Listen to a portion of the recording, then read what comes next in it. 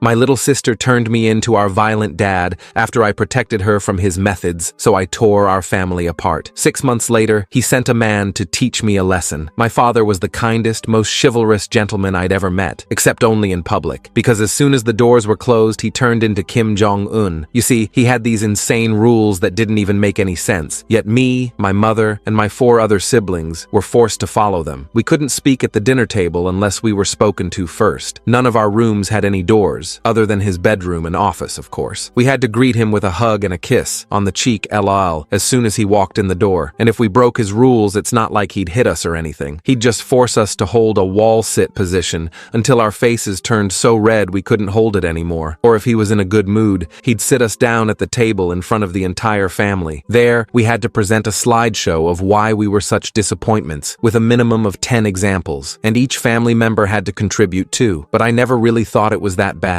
because whenever I brought it up to my mom or siblings, they'd always just say, "At least he doesn't hit us." But there was one rule that he never had to punish us for breaking, because none of us dared to go near it, and that was to never ask about his work, like ever. I don't even think our mom even knew what his job was, because he worked from home but rarely had his laptop open. And every day there were sleazy businessmen walking in and out of our home. They all looked the same: Eastern European, gold chain around their necks, big dark sunglasses. Sometimes I could hear them laughing, but other times my dad would be barking orders at them in a language I couldn't understand. All I really knew was that it paid the bills, and we never struggled with money. Before I continue the story, you should probably know that I'm the second youngest child, and the youngest is my sister. We'll call her Soso, who was 6 years younger than me. Soso was the only one in my family I actually liked. During the slideshow punishments, she wouldn't take the opportunity to laugh at me or try and make me cry. Instead, she would say as little as possible. She had the type of heart that was impossible to turn evil. I always swore to myself that no matter what, I would always protect her. I never knew how much that promise would ruin my life, because one day, when she was 10, she broke the forbidden rule. We were sitting around the table in silence when she spoke. "Daddy, can I help you with work one day?" My spine stiffened. I didn't even look up, just focused on twirling the peas around my plate with my fork. "You don't need to know." My dad's voice was stern, like it was a warning. "But Daddy, I never get to see you, and I'm good at organizing." Suddenly, my dad aggressively sat up from his chair so hard it fell over. But instead of dragging her to the corner and forcing her to hold the infamous wall sit, he just walked away. I was even more scared than Soso and was watching her with intense tunnel vision. Soon, my dad stomped back in with what looked like a black leather belt in his hand. My body processed what was going on before my brain did. I immediately wrapped myself around her, and the first hit landed on my back. This made my dad 10 times angrier, and he used his strength to pull us apart and lock me outside. I was forced to watch through the window as Soso was helplessly wailed on, and none of my other siblings even did anything. They just retreated to their rooms and made sure not to get in my dad's way. With each hit, I felt my heart grow colder, and that's when I checked the time. It was 4 p.m. on a Thursday, which meant the CPS office would still be open. I called them and quickly blurted out everything I could think of. The woman on the other side seemed extremely concerned, and I begged her to make sure that the claim stayed anonymous, that she didn't expose it was me. She promised she would, and the next morning I woke up to my dad answering the door to the social worker. Well, he plastered on his gentleman-like persona, and within 2 minutes, she had given my name and that I had called yesterday. There were a few seconds of silence after she said it, the kind that you could only pick up on if you were looking out for it. "Ha ha ha ha," my dad pretended to laugh. Sometimes kids can get so confused. This made her laugh too, and instead of taking any other necessary action, she drove away. What happened next is something I have no interest in remembering or describing, but that night, I spent hours crying. My entire body was vibrating with pain. I think it was 2 a.m. when Soso came to visit me. I thought she was going to hug me, but no. "You shouldn't have betrayed Daddy," was the only thing she whispered before walking out. That was the day my home went from North Korea to Germany in the 1940s. Me and Soso used to break rules together in secret, but now she was telling on me for everything. My older siblings started wailing on me when my dad was too tired to, sometimes for no other reason than they just felt like it, and I let them, because once I was done, everyone would regret how they treated me. After Soso's betrayal, I basically shut down. I stopped talking to everyone in the house unless absolutely necessary. What was the point? I'd tried to do the right thing, and it had completely backfired. My back was covered in welts from the belt, angry red lines that stung whenever my shirt rubbed against them, and my own sister, the one person I thought I could trust, had turned on me. The betrayal hurt worse than any physical pain my father could inflict. I I started spending most of my time in the basement, pretending to fix an old bike I'd found in the garage. My dad didn't care as long as I was out of his sight. The basement was cold and damp, with concrete walls that sweated moisture and a persistent smell of mildew, but it became my sanctuary. No one bothered me there. While I tinkered with the rusty chain and flat tires, methodically cleaning each gear and spoke, I was actually documenting everything that happened in our house. I couldn't keep a journal. My dad had burned all my notebooks after the CPS incident, making me watch as the pages curled and blackened in the backyard fire pit. So I started taking photos of our injuries whenever I could do so safely. I used an old phone I'd found in the basement and kept hidden. I also recorded audio whenever possible, capturing my father's rages and threats. For backup, I carved key dates and events into the wood under the basement stairs with an old screwdriver. June 15th, Dad hit Brian with belt for coming home 10 minutes late. June 18th, Natalie locked in closet for 3 hours for talking on phone too long. June 20th, Mom's eye bruised, says she fell. The wood carvings weren't my primary evidence, but they served as a timeline I could reference when organizing my digital proof. I knew someday these records would matter. I just had to survive long enough to use them. My silence really bothered my dad. He was used to breaking us down verbally, making us cry and beg for forgiveness. My new silent treatment strategy took that power away from him. I could see it in the way his jaw tightened whenever I passed him without speaking, in the way his eyes followed me with growing frustration. So he made a new rule specifically for me. Before every meal, I had to stand up and recite one thing I was grateful to him for. If I refused, I didn't eat. The first time he announced this rule, everyone stared at me, waiting to see what I'd do. The dining room felt suffocating, the tension thick enough to cut with a knife. I was starving. They'd been limiting my food as punishment, but the thought of thanking him for anything made me want to vomit. I stood up slowly, my chair scraping loudly against the floor, looked him dead in the eye, and said in a monotone voice, "I'm grateful you haven't killed us yet." Then I walked out without eating, my stomach growling in protest, but my dignity intact. I went 3 days without a proper meal before hunger won out. At the next dinner, I stood and mumbled, grateful for the roof over my head. My dad smiled that smug smile of his, the one that made his eyes crinkle at the corners while remaining completely cold, thinking he'd won. But inside, my mind was sharpening like a blade against a whetstone. I played along on the outside while plotting on the inside. One afternoon, while everyone was out of the house except Soso and me, I noticed her sneaking toward our dad's office. This was strictly forbidden territory. Even my mom wasn't allowed in there without permission. The heavy oak door was usually locked, but today it stood slightly ajar. I quietly followed and watched through the air vent as she opened his desk drawer and took something out. It was a photo. She stared at it for a long time, her small fingers tracing the edges, then tucked it into her pocket and left. Later that day, I followed her to the bathroom and waited until she left. I checked the trash can and found the photo crumpled up at the bottom. It showed a woman who looked a lot like my mom, but younger, with a small child on her lap. Both were smiling, genuine smiles that reached their eyes, not the practiced ones we put on for family photos. I recognized the woman as our Aunt Grace, my mom's sister who no one ever talked about. I'd only seen her once when I was very young, and after that, her name was never mentioned in our house. It was as if she'd been erased from our family history. I started watching Soso more closely after that. I noticed something interesting. When she thought no one was looking, she didn't watch our father with the loyalty and adoration she pretended to have. Instead, her eyes followed him with fear, real, genuine fear. It hit me then that she hadn't betrayed me because she loved him more. She'd done it because she was terrified of him. He'd manipulated her, probably rewarded her for turning on me with small privileges and rare affection, then emotionally abandoned her once she was no longer useful. I knew that feeling too well. We'd all experienced it at some point, that brief moment of being the favorite before inevitably disappointing him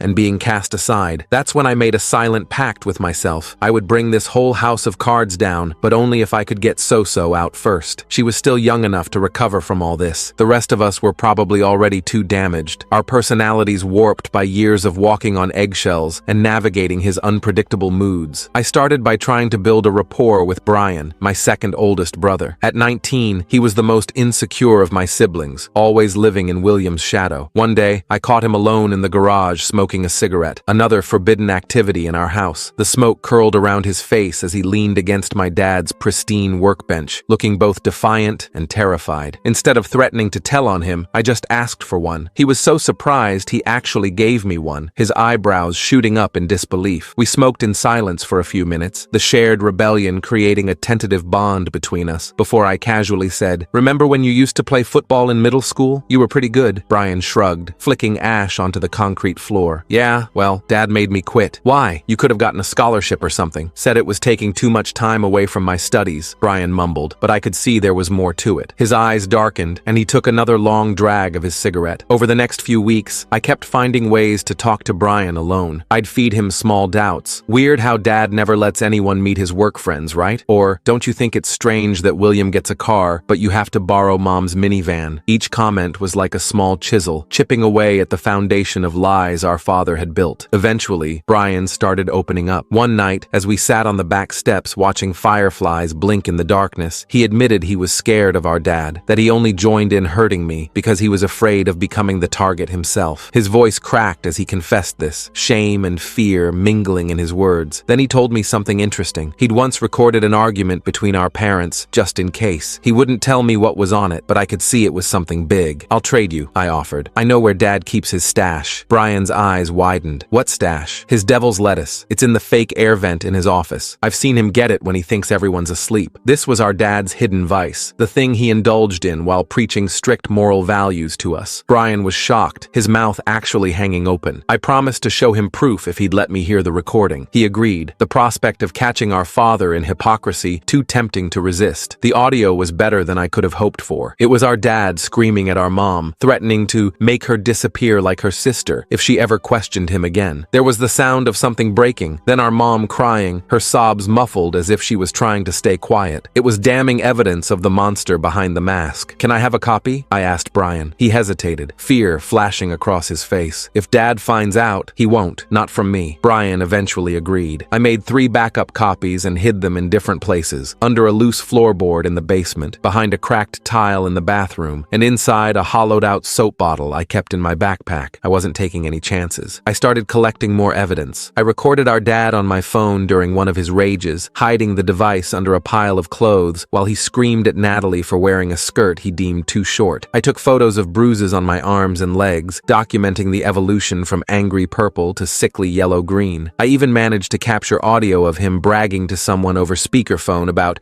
knowing how to keep a house in line and how none of them will ever have the balls to do anything about it. The turning point came about a month later. I was at school, half listening to my English teacher discuss The Great Gatsby, when I got a text from Brian. Dad found something. Get home now. My heart dropped to my stomach. I asked to be excused, claiming a sudden illness, and rushed home to find my room completely torn apart. My mattress was flipped, my clothes scattered everywhere, my few personal possessions thrown carelessly on the floor. My dad stood in the middle of it all, holding one of my SD cards, his face contorted with rage. What is this? He demanded, his face red with rage. I said nothing, which only made him angrier. He grabbed my phone from my pocket and smashed it against the wall, pieces of plastic and glass flying everywhere. Then he grabbed me by the collar and got right in my face, his breath hot and sour. You think you're smart? You think you can collect evidence against me? Who have you shown this to? I still said nothing, my heart hammering in my chest, but my face carefully blank. He slapped me hard across the face, the sound echoing in the small room, then started systematically destroying everything in my room. Through the doorway, I could see Soso watching, her small face pale with fear. For the first time in months, she didn't look away when I caught her eye. She just stood there, witnessing everything, her hands clenched into tiny fists at her sides. That night, I was lying on my bare mattress. He'd taken my sheets and blankets as further punishment when I heard a soft knock. Soso slipped into my room, her footsteps barely audible on the carpet, and sat on the edge of my bed. In the dim light from the hallway, I could see she'd been crying. I think I hate him too now, she whispered, her voice barely audible. I didn't smile or show any emotion. I just nodded. It was the first step toward getting her back on my side. Over the next few days, Soso and I started communicating through notes hidden in books and underplates. We developed a simple code, using innocent-sounding phrases that actually meant something else entirely. We came up with a plan. It wasn't about running away. We'd tried that once when I was 12 and she was 6. Dad had found us at the bus station within hours, his public face all concern and relief, while his eyes promised punishment, and the consequences had been severe. No, this time the goal was different. We wanted to trap him in his own lies. Soso agreed to start asking questions again. Not at home where it was dangerous, but in public where he couldn't react without breaking his perfect gentleman facade. At church, she'd innocently ask, "Daddy, why don't we ever talk about Aunt Grace?" At the grocery store, while standing in the checkout line surrounded by neighbors, she'd say, "What is it you do for work again, Daddy?" My teacher asked, fast, and I didn't know what to say. Each time, he'd maintain his smile, his public mask firmly in place, but I could see the rage building behind his eyes. People started noticing the tension. Our dad's church friends would exchange glances when So-So asked her innocent questions. The cashier at the grocery store would look uncomfortable when Dad's grip on So-So's shoulder tightened just a little too much. The mask was beginning to slip. Meanwhile, I started leaving anonymous notes for our neighbors. Nothing specific enough to be traced back to me, just enough to plant seeds of doubt. The perfect family next door isn't what it seems, or you see him every Sunday, but do you know what he really does to his kids? I'd slip them into mailboxes late at night, wearing gloves to avoid fingerprints, my heart racing with both fear and a strange sense of power. I also started talking to my other siblings more, not about our dad directly, that was still too dangerous, but about normal teenage stuff, movies, school, future plans. I wanted to rebuild some kind of connection with them, to remind them that we were supposed to be allies, not enemies. It worked better with Natalie than with William, who was still firmly under Dad's thumb, still desperate for the approval that would never fully come. One night, I overheard Brian and William arguing in their room. Brian was hammered. He'd started drinking heavily to cope with the stress at home, sneaking bottles from the liquor store where his friend worked. "You know it's all Bell shit, right?" Brian slurred, his voice carrying through the thin walls. "Dad's whole perfect family act. He threatened to throw me out when he caught me kissing Marilyn after prom. Said I humiliated the family name." William told him to shut up, but I could tell the comment had landed. Even William, the golden child who'd always aligned himself with our father, had his doubts. I'd seen it in the way he sometimes hesitated before backing Dad up, in the way he'd occasionally look away during the worst of Dad's tirades. The next day, I found my mom in the garage, sitting in her car but not going anywhere. The engine wasn't even running. She was on the phone, speaking quietly, her fingers nervously twisting a strand of her once beautiful hair, now streaked with premature gray. When she saw me, I expected her to hang up quickly like she usually did when caught doing anything Dad might disapprove of. Instead, she held my gaze and continued her conversation. "Yes, I understand. Tuesday at 2 p.m. Thank you." After she hung up, she looked at me for a long moment, something shifting in her tired eyes. "Sometimes we have to make hard choices to protect the people we love," she said cryptically, before walking past me into the house, her shoulders straighter than I'd seen them in years. It was the first time she'd ever acknowledged, even indirectly, that something was wrong in our family, that maybe she wasn't completely brainwashed after all, that maybe she was finally finding her courage. Things escalated quickly after that. Dad became increasingly paranoid. He installed cameras in the living room and kitchen, claiming they were for our safety. I disabled them one by one, carefully and quietly, using skills I'd learned from YouTube videos watched in the school library. Each time a camera mysteriously failed, I'd leave a small sticky note on the lens with a simple message: "We see you too." The final straw came during a Sunday dinner. We had guests over, Dad's work associates and their wives, all dressed in expensive clothes and wearing practiced smiles. Everyone was playing their part in the perfect family charade. Mom had spent hours preparing a roast with all the trimmings, and we were all wearing our best clothes, the picture of domestic harmony. Then So-So, sweet little So-So, spilled her drink all over one of the men's expensive suits. "I'm so sorry," she said, not sounding sorry at all. My hand slipped, just like Daddy's does sometimes when he gets angry. The table went silent. The man's wife looked uncomfortable, dabbing at her husband's suit with a napkin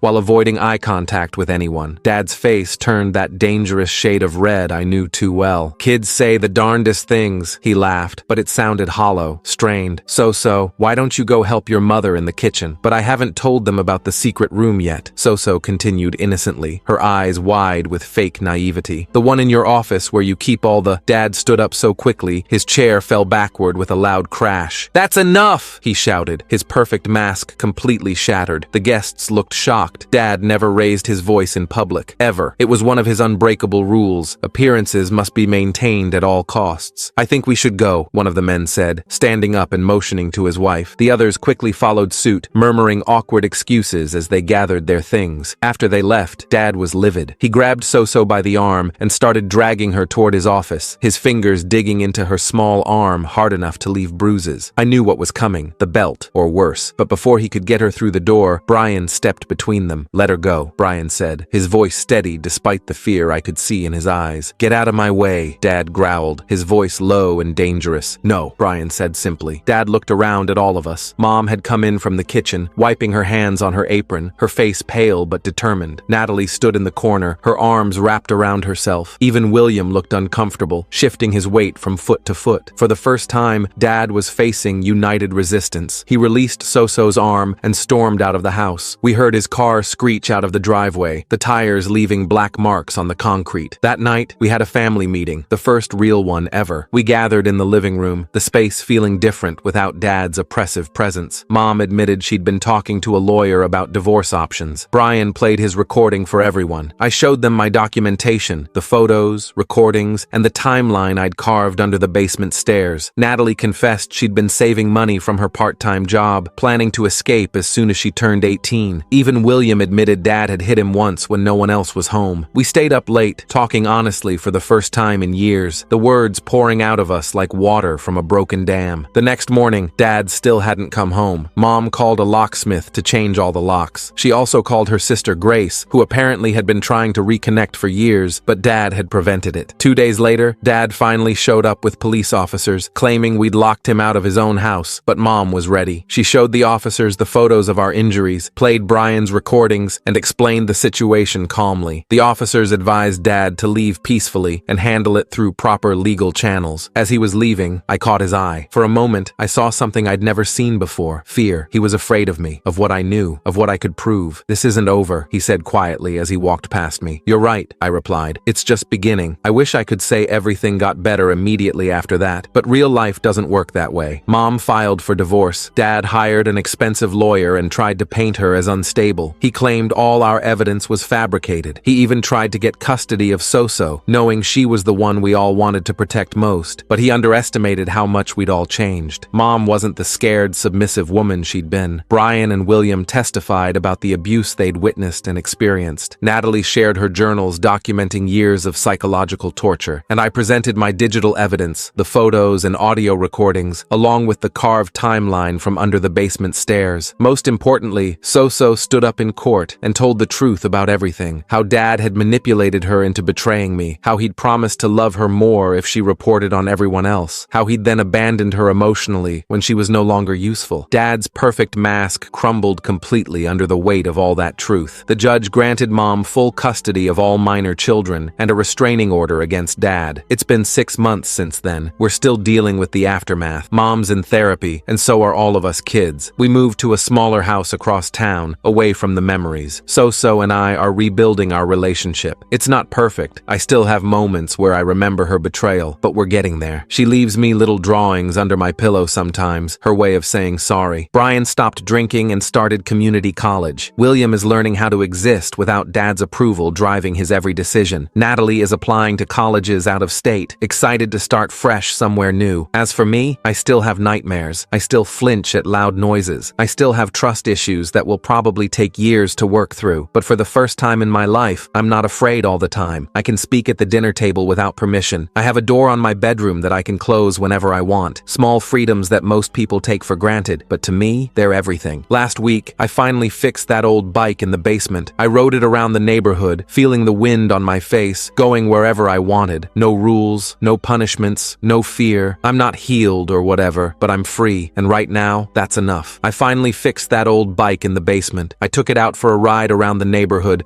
feeling the wind on my face. No rules, no punishments, no fear. It felt amazing, like I was actually free for the first time in my life. But that freedom didn't last long. 3 days later, I was riding home from school when a black SUV pulled up beside me. The window rolled down, and there was my dad, looking exactly the same except for dark circles under his eyes. "Get in," he said. Not yelling, not threatening, just calm. That scared me more than if he'd been screaming. I pedaled faster, my heart pounding in my chest. The SUV kept pace beside me, not speeding up, just following. When I turned down our street, it drove straight ahead. I rushed inside, locked the door, and called my mom at work. "He's back," was all I needed to say. Mom came home early. She called the police, but they said they couldn't do anything unless he actually violated the restraining order. Seeing me on a public street wasn't technically a violation. They suggested we document any contact and call immediately if he showed up at our house. That night, we had another family meeting. Mom looked tired but determined. "I don't want anyone going anywhere alone for a while," she said. "Buddy system, okay?" We all nodded. Even William, who'd been trying so hard to be independent lately, didn't argue. For the next week, everything was quiet, too quiet. I kept expecting something to happen, for Dad to show up at school,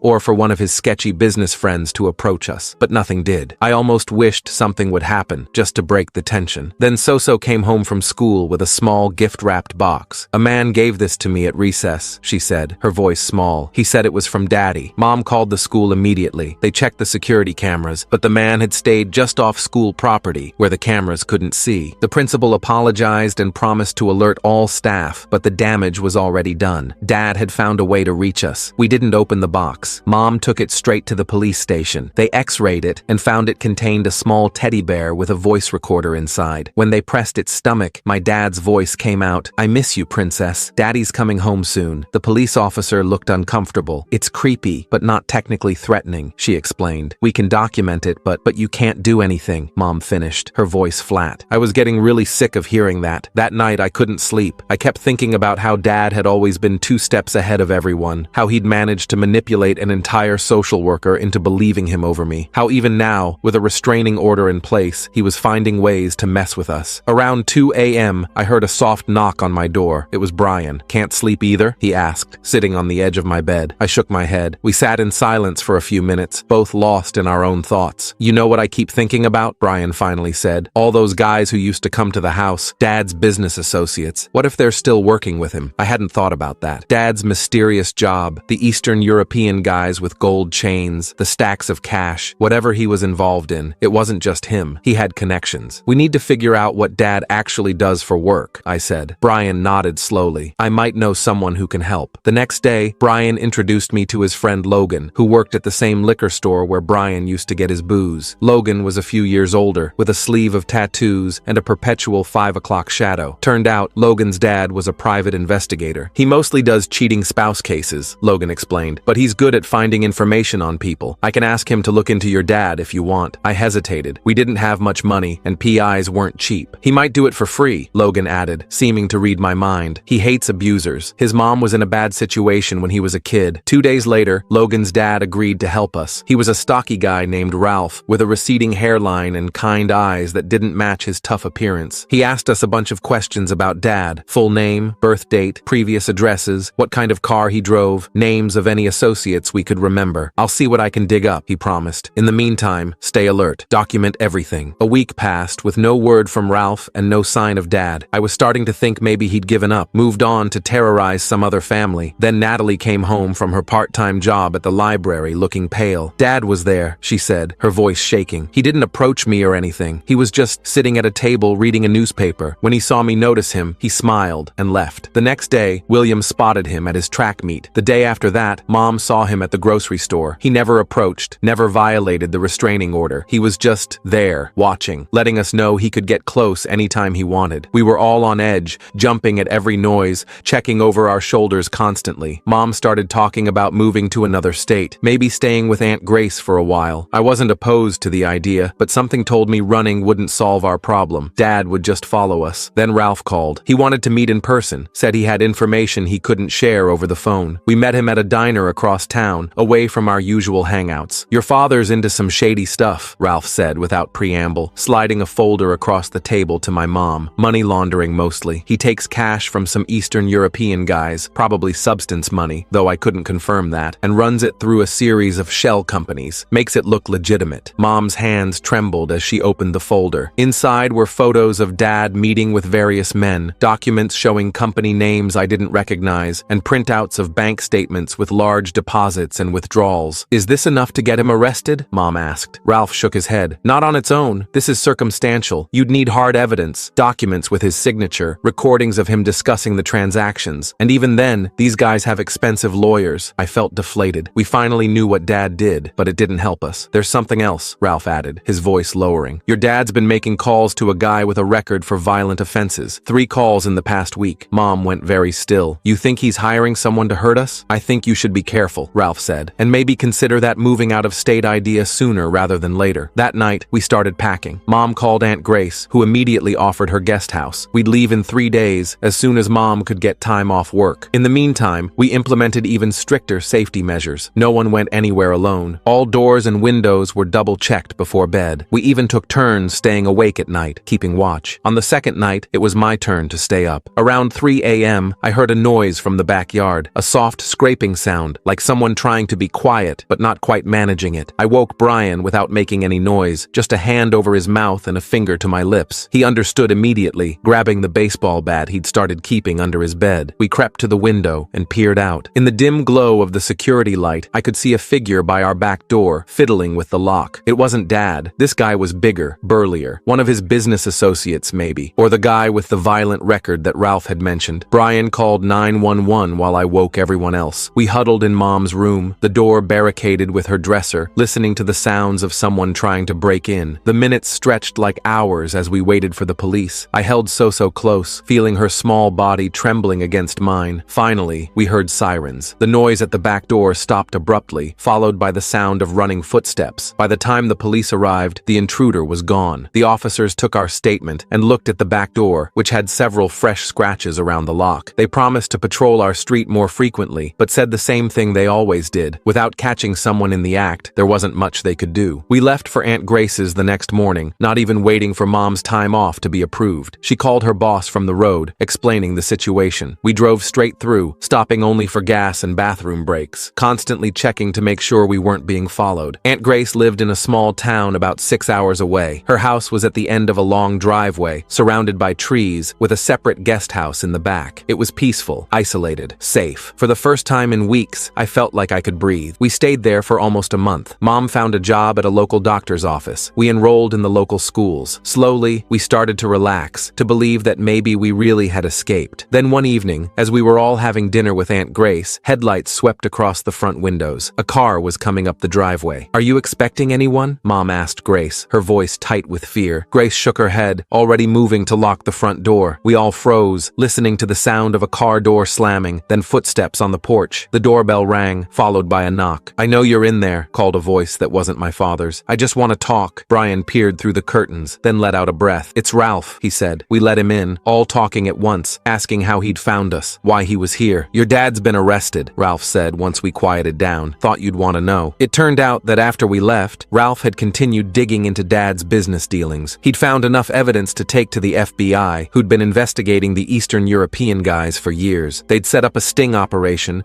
caught Dad red-handed discussing money laundering details with an undercover agent. They found a lot more when they searched his house, Ralph added. Documents, cash, even illegal weapons. He's facing serious charges. Bail was denied because they consider him a flight risk. I couldn't believe it. After everything, it wasn't the abuse that brought him down. It was his shady business. "What about the guy who tried to break into our house?" Mom asked. "They got him too," Ralph said. "He flipped on your dad immediately, told them everything. Said your dad hired him to scare you, maybe rough you up a bit. Nothing lethal, but enough to make you drop the restraining order." We all sat in stunned silence, trying to process this information. Dad was in jail. He couldn't hurt us anymore. It was really over. We ended up staying at Aunt Grace's. The small town grew on us, and it felt good to be somewhere Dad had never been, somewhere without memories lurking around every corner. Mom's divorce was finalized with Dad behind bars. She got everything: the house, which she sold, full custody, child support, not that he could pay it from prison. It's been almost a year now. We're all doing better. Mom smiles more. Brian's doing well in community college. William joined the local track team and actually made friends who like him for him, not because they're afraid of his dad. Natalie got accepted to 3 colleges and is trying to decide which one to attend. So